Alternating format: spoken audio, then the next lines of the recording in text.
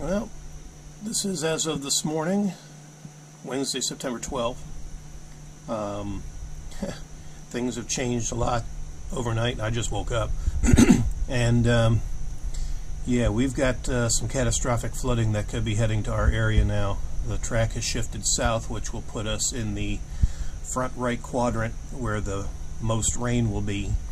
So yeah, this is going to be interesting, and we could start seeing some of this heavy rain. It looks like it's going to put on the brakes once it comes ashore, so we could start seeing the effects of it definitely by tomorrow, which will be Thursday. So yeah, the video that I posted this morning, I'm going to be doing probably more frequent updates as I know it. But I'm already fired up my truck. I'm going to go out there now and reconnect the battery. I've already put the insurance back in full coverage again. Yeah, I like that when they tell you, that my insurance company said there's a freeze on coverage. I'm like, I know there's a freeze. I'm not making any changes. I'm simply putting it on the road because I'm probably going to need it. And they go through this spiel and blah blah blah, yada yada yada. Well, yeah, this is what we got going on. So life-threatening storm surge now likely along the coast. Inland, life-threatening catastrophic flash flooding and significant river flooding is likely over portions of the Carolinas, mid-Atlantic states. Damaging hurricane force winds along the coast. We could have up to tropical storm force here, possibly gusts and all that. So yeah, let me see if I can find another map to get a better illustration here. Okay, here we go. So it does slow down some once it gets to the coast, and then yeah, now it's showing by Saturday. So I'm reading conflicting reports that from Thursday to Saturday, and then into Monday. Yeah, we're gonna. It looks like we could have maybe 3, possibly 4 days of rain. And yeah, this is turning out to be a worst case scenario setup here. So interesting. Okay, here's another model showing like a 5-day alert, so to speak. Basically, this will be flooding, and the alert level is 5, which is imminent for the Charlotte area. Yeah, the tropical storm force winds mainly are probably going to be gusts and all that, but yeah, we're definitely expecting some possible wind damage. There's going to be a huge wind field with this storm. But yeah, the rain is the big issue. And around here, we're on rolling hills. It's called the Piedmont, and not far from the foothills. But when it gets up into the mountains, any rain that's falling down or up there will be washing our way. So yeah, this could be quite interesting. And one more graphic to show you here as of today, which again could change, but yeah, suddenly the track has shifted further south, bringing it ashore, possibly stalling at the coast, then creeping ashore in South Carolina, probably around Myrtle Beach or Georgetown, and drifting towards Columbia to my south. So again, we would be on the front right quadrant of the hurricane when it comes ashore. So the rainfall potential, yeah, that's the rainfall potential already. The orange is showing that orange is probably being conservative. They're showing 10 inches there based on the bar. Of course, the purple, 20 inches. So yeah, the coast, North Carolina down to Wilmington, down to the state line, really, expecting 1.5 foot to close to 2 feet of rain out of this. So yeah, the 10 inches I think is being conservative here. We could see a little more than that, but again, we'll see what happens. So in the meantime, I'll go down and fire up my truck and drive it around, make sure everything's good to go with it. Yeah, one last image to pull up.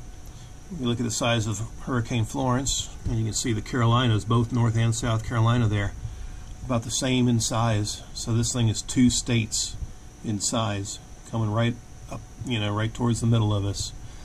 So everybody in the Carolinas is going to be affected by this. So, but that's an impressive image there. All right, well, let's reconnect the battery. Fire the old dirty Dodge up.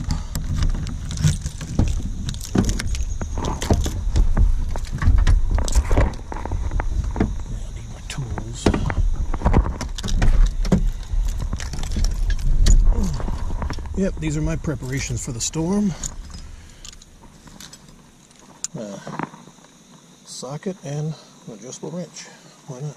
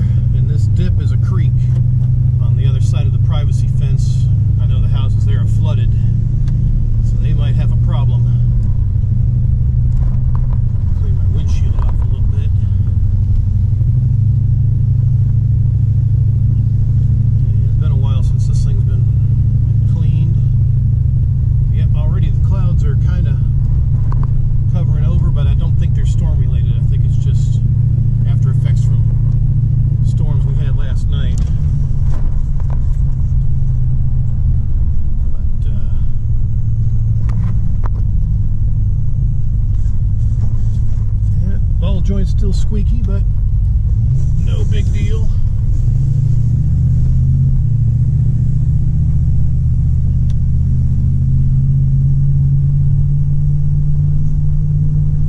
I wonder if they got this new railroad crossing open.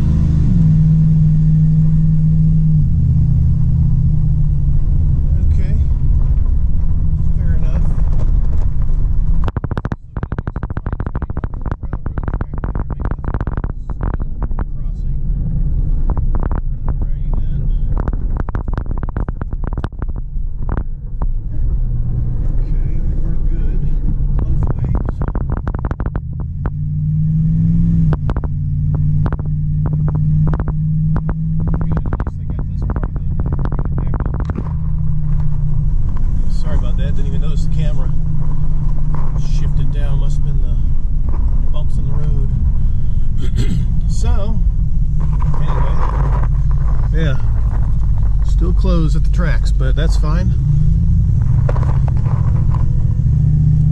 Pretty impressive drive right here. Cool. How about that?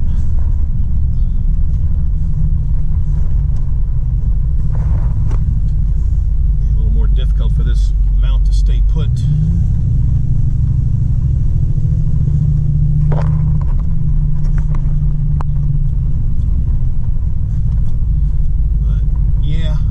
Again, on the updates, tornado risk has increased slightly because of the shift in the track.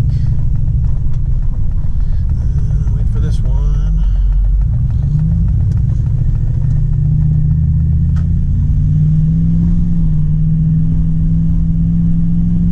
But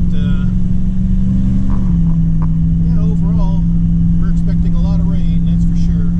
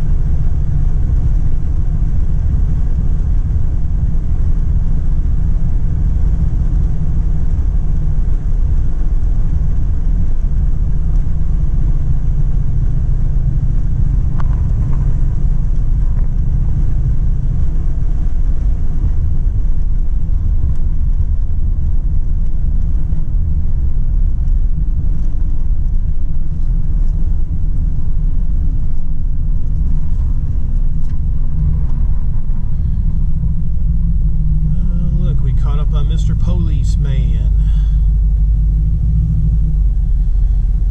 Yeah, they'll be out and around, probably blocking roads, because the road further up by the interstate, it definitely floods.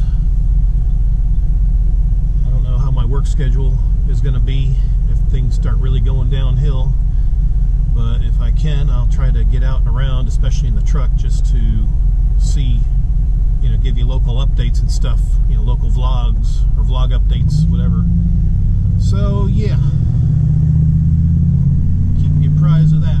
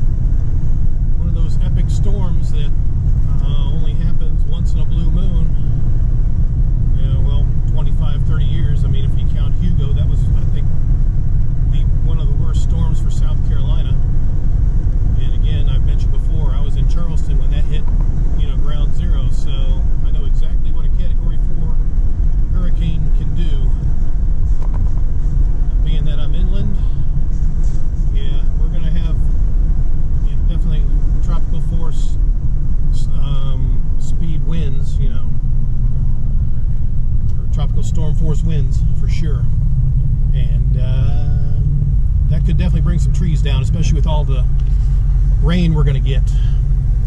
Yep, that could that could get real interesting.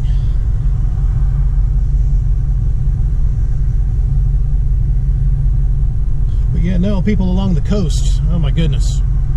Basically from Wilmington, and I'm still wondering about that reversal, the lane reversal from Charleston to Columbia, where all 8 lanes are reversed going, well, basically they say it's going west, but really it's going northwest, you know, bringing people up towards where the flooding is going to be.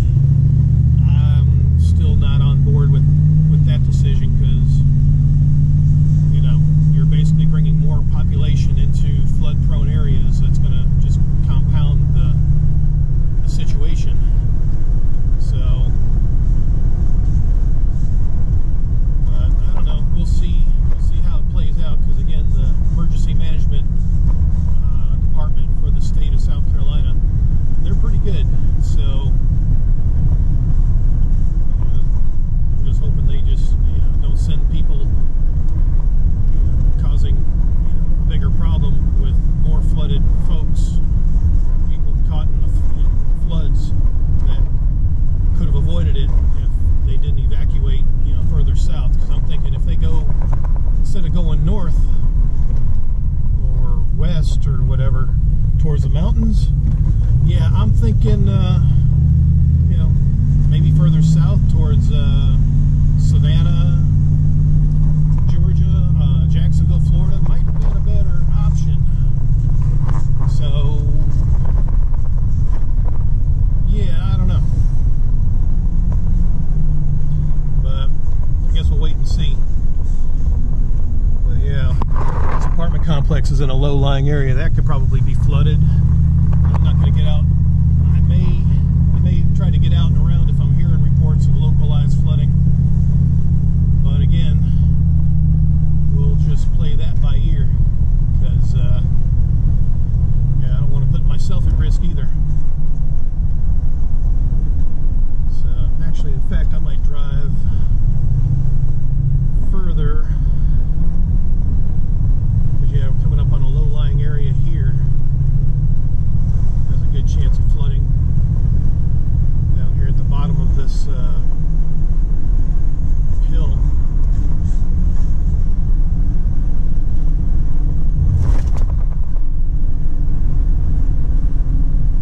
Yeah, right in here. This is a low-lying area. The old Valero, of course, their gas is $2.57. Huh. And going back up the hill. So yeah, this is actually a pretty deep area. So chances of flooding are pretty good. This park over here, definitely a good chance of getting flooded as well. So,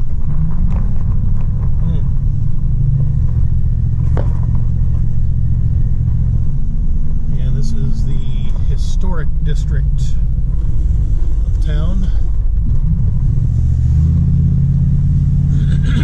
But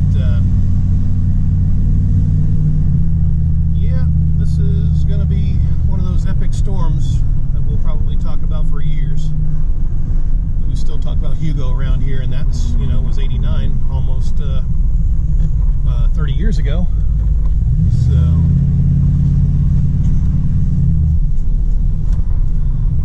but yeah.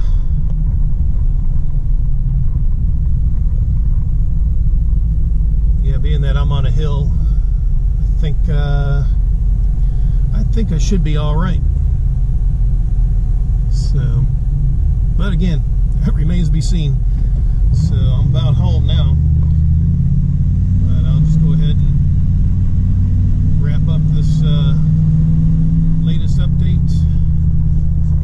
And like I said, I might, when the storm gets here, I might post you know, more frequent, you know, vlog updates of what's happening here locally. So yeah, but let's see. Yeah, today's Wednesday, tomorrow's Thursday, so it may not really get started until Friday around here. So I guess guess we shall see.